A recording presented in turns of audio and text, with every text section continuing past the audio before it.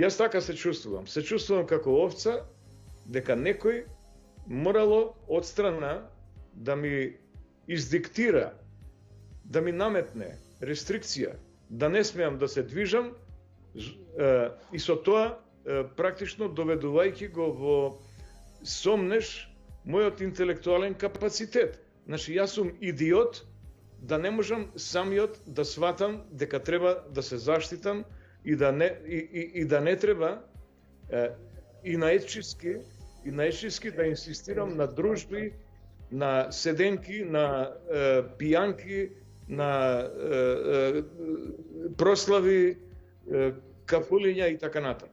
Ете што ни се случи заради очигледно еден генерален дефицит на интелектуален капацитет.